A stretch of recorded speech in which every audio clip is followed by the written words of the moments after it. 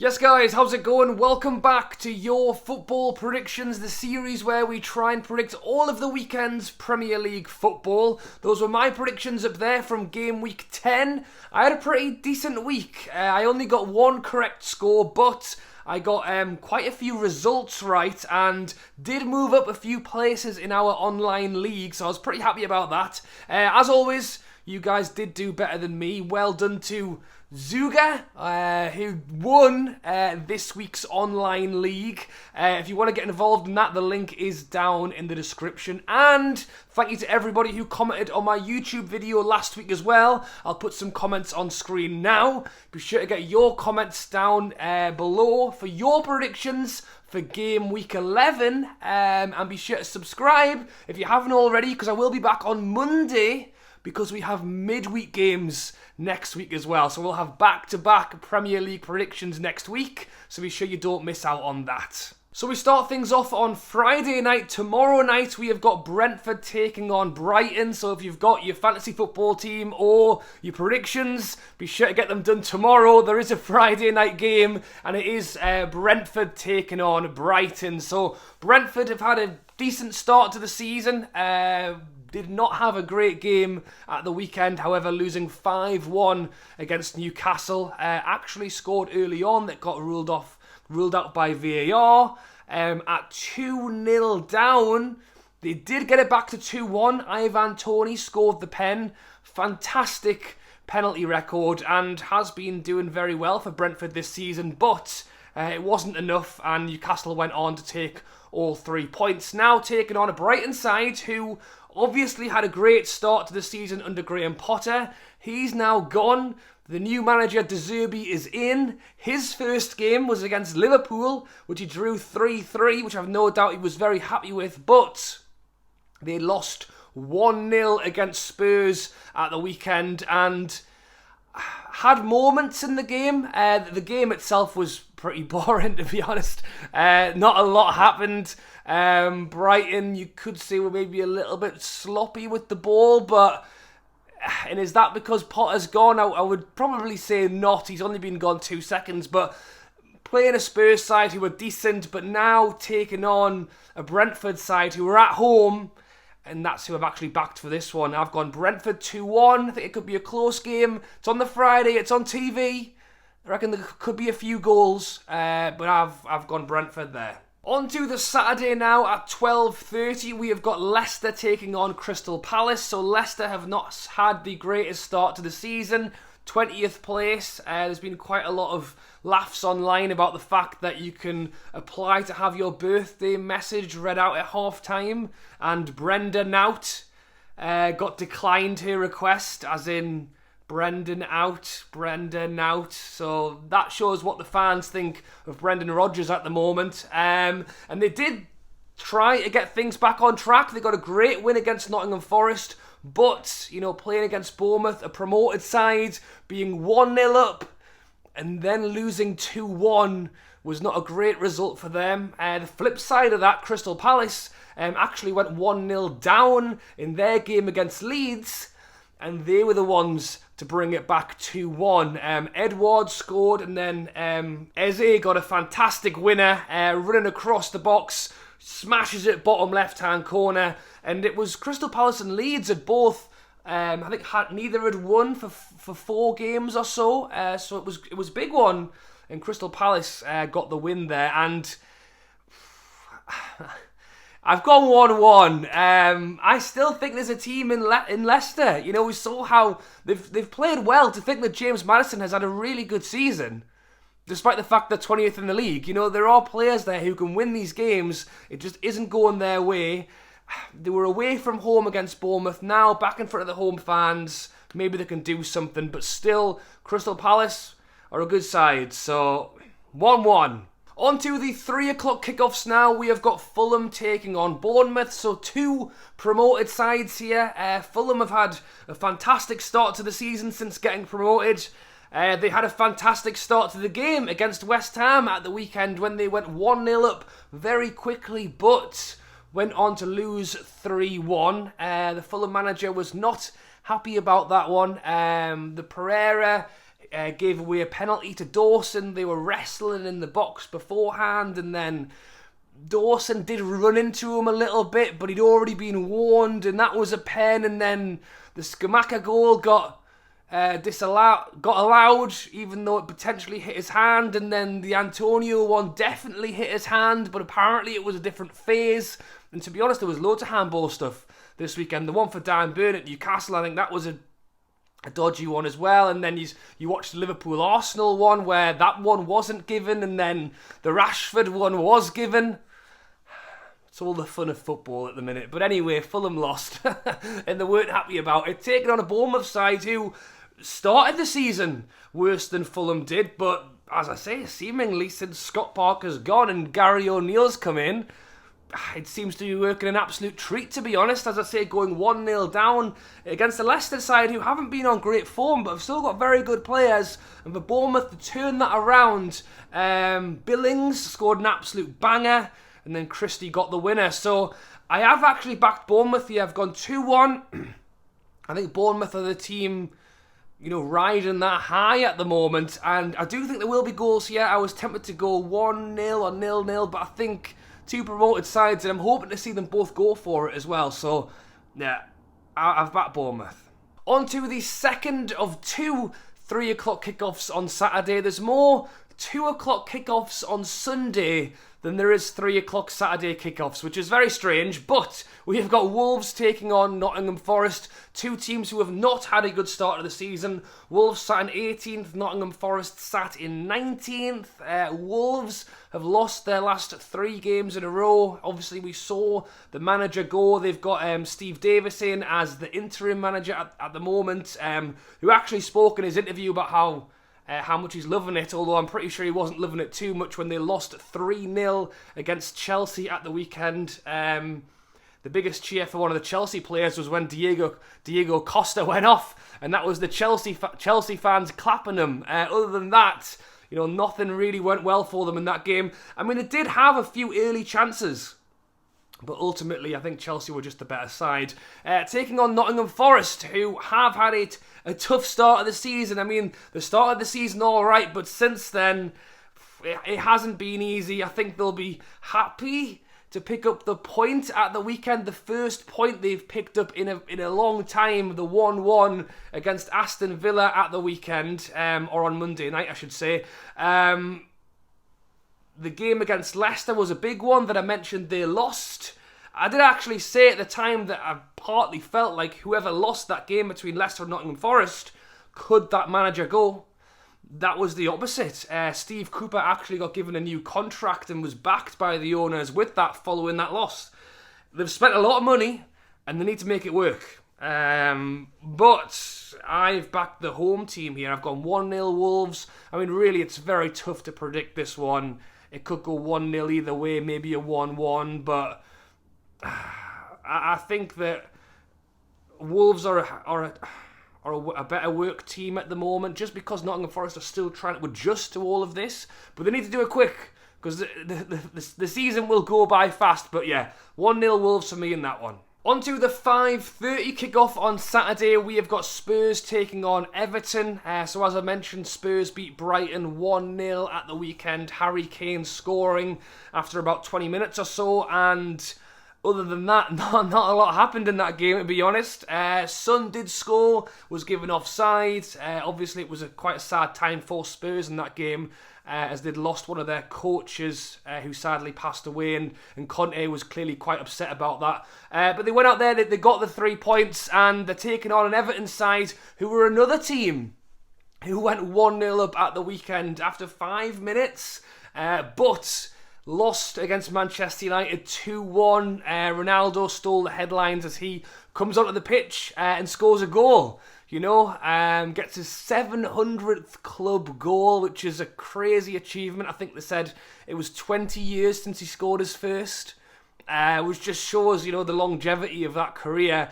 And despite the fact that he scored 26 goals last season, Ten Hag doesn't want to play him. So you can see why the guy's been frustrated and probably why he wanted to go in the summer. But he comes on, he scores, and as I say, for Everton, they had been, unbeaten in 6 games before they lost that one. So Lampard has definitely found a little bit of something. And even at the end of that game, Everton was still pushing. They had Pickford in the box for the last corner of the game, so they were still pushing, and it could have been different on another day. But Spurs have had a great season so far. They're sat in 3rd place. They're at home. I'm going to back them 2-0 in that one. On to the Sunday 2 o'clock games now. We have got Aston Villa taking on Chelsea. So Villa, not the greatest start of the season, currently sat down in 16th place. Did go on a bit of a losing streak, but they got that draw against Manchester City, which was a great point. And it seems it gave them a bit of a lift because they went on to beat Southampton. They drew against Leeds. And then, as I say, drew against Nottingham Forest as well. So 4 games unbeaten. Isn't bad going. But they are taking on a Chelsea side who are sat in 4th place. And as I mentioned, won 3-0 in their game. The new manager, Graham Potter's come in. He won in the midweek as well. This midweek against Milan, I think it was, in the Champions League. So step by step, he's getting there. And interestingly, he has been introducing some fringe players in. They had Pulisic, who came in and scored in that game at the weekend. Gallagher's been involved as well, so it's as much of getting full use of the squad as it is getting a look at all the players. So he's given it a bit of new lease of life to some of these guys who maybe weren't getting a game earlier. And I have backed Chelsea here. I've gone 2-0 win. Not to say that I don't think Aston Villa could try and get something here, but I think Potter's starting to get his handle on this one. I've gone 2-0 Chelsea. Still at 2 o'clock on the Sunday, we have got Leeds taking on Arsenal. So as I mentioned, Leeds lost to Crystal Palace at the weekend despite going 1-0 up. Couldn't hold on, lost 2-1, and now that puts them 5 games without a win. Still yet to win away from home this season as well, but they are back at home at Elland Road. However, they are taking on an Arsenal side who are currently top of the league.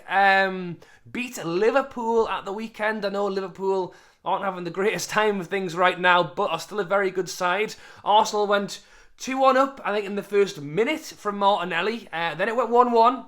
Then they went 2-1 up just before half-time. And then it went 2-2. And then Saka scored the pen right at the end to get the win. The ball was bounced. Klopp was not happy. The ball was bouncing around that box for about 5 minutes until eventually Thiago gets a clip on Jesus, who goes down. I think he does catch him. And that's the pen that wins the game, and Saka takes the pen. I mean, yeah. As an England fan, I'm happy to see him standing up and doing that.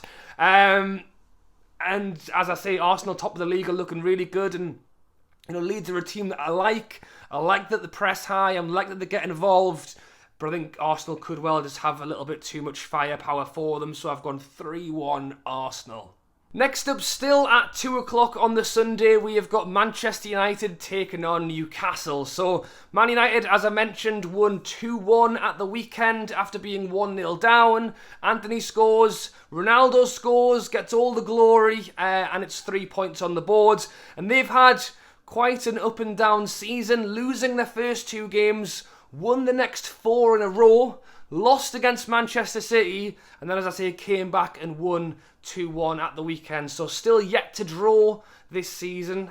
Taking on a Newcastle side who have also had a very good season, have lost just 1 game, and have been on great form in the last 2 games. A 4-1 win against Fulham last week, and then a 5-1 win against Brentford at the weekend. So coming into some great form as Newcastle go into some tough games against Manchester United at the weekend, Everton in the midweek, and then Spurs the following weekend will be tough. And heading to Old Trafford, Newcastle don't have the greatest of records there, but some players really hitting form right now. Bruno Guimaraes taking lots of the credit for the 5-1 win against Brentford, and rightly so. He had a great game, scored 2 goals.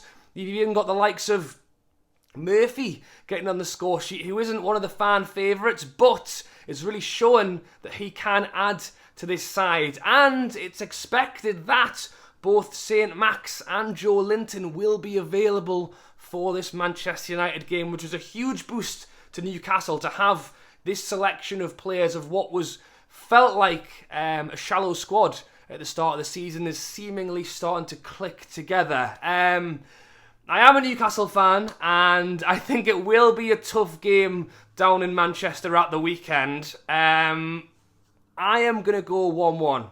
I think that if Newcastle can put the pressure on and look at, two of the goals that Brentford conceded was because of the pressure Newcastle put on. They couldn't find a pass. And under Ten Hag, Man United have looked good. They've had points when they've looked good, but you think back to the start of the season where they were under pressure and they did make mistakes and they did change the team and they have recovered a little bit from that. But I'm hoping Newcastle can still try and find those weak points and take something away from this game. So let me know your thoughts on that one down below. The final 2 o'clock game on Saturday is Southampton taking on West Ham. So Southampton sat in 17th place. I felt like they had a pretty decent start to the season after the end of last season where they kind of just scraped through. And it was, could they do better this season? And I thought they started well. But they did lose 4-0 to Manchester City at the weekend, which obviously isn't great. But have in fact now lost the last 4 games in a row. Hasenhüttl needs to sort it out, but they're taking on a West Ham side who also started off poorly, but have now started to find a little bit of form. We've saw some of the players come in. Paqueta, Scamacca, the pair of them both played really well in their 3-1 win at the weekend, starting to get that link-up play going. West Ham have won the last 2 Premier League games in a row, and that's the first time since January they've won 2 Premier League games in a row. Can they make it a third? That's what I've gone for. I've gone 2-0 West Ham there. And to finish things off on the Sunday at 4:30, we have got Liverpool taking on Manchester City. Had you told me that the positions in the league at this point would have been Liverpool in 10th and Man City in 2nd, I would have asked who's top, to be honest, because Arsenal are absolutely flying this season. Man City aren't far behind them, and Liverpool are not having a great start. As I mentioned, Liverpool losing against Arsenal at the weekend 3-2, going behind, catching up behind, and Klopp's doing his interviews, and he's not coming across too great at the moment, is he? Someone who was so full of life and full of fun is now under pressure. And that's what it just shows you, what happens when you're under pressure. It just totally changes the way things are going. And taking on a Manchester City side who, as I say, are currently sat in 2nd, and who knows, maybe Arsenal can keep it going all season, but you just think Man City's squad is so good in depth. I mean, if Arsenal can keep everybody fit all season, maybe they can do it. But Man City are just flying. I mean, Haaland's the obvious one to talk about, but I thought Foden looked really good in their 4-0 win. A great goal for him that he dinked over the keeper. For a young lad who as well has got the World coming up this winter. Hopefully he can keep that form going. And De Bruyne got the most ever assists for Manchester City at the weekend as well, surpassing David Silva, and he's still going as well. So in terms of a prediction for this one, I've gone 3-1 Manchester City. I mean, at the end of the day, it's a big occasion for Liverpool and they're going to want to try and win it. And maybe that'll be enough to just push them into gear. Well, I don't know what gear they're in at the moment. Gear 2. Push them into gear 5 to see what they can do. I mean, for Liverpool, the thing is, they're sat in 10th. They're 6 points off 4th. So, all of a sudden, 2 big wins and they're back in the top 4 spots. The problem is they're 14 points off 1st. And I know we are still early days in the season. I mean, we're a quarter of the way through. 14 points is a lot. But beating Man City would certainly help. So, 3-1 Manchester City. Either way, I'm hoping it's going to be a goal fest. A lot to see. And that is it, guys. So those are my predictions up there for game week 11. Be sure to get your predictions for all of those games down in the comments below. As always, I go through all of your comments and we'll make sure to shout some of them out in my next video, which will actually be on Monday night. Because as I say, we have midweek games Tuesday, Wednesday, Thursday, and then I'll be back again ready for next weekend's games. So if you do enjoy these prediction videos, if you are still watching right now all the way till the end and haven't subscribed yet, hit that button. It really helps. And as I say, I do this throughout the entire of the season. So thank you for watching, guys. Enjoy the rest of your week. Enjoy the weekend. I hope your team wins. And I'll catch you later.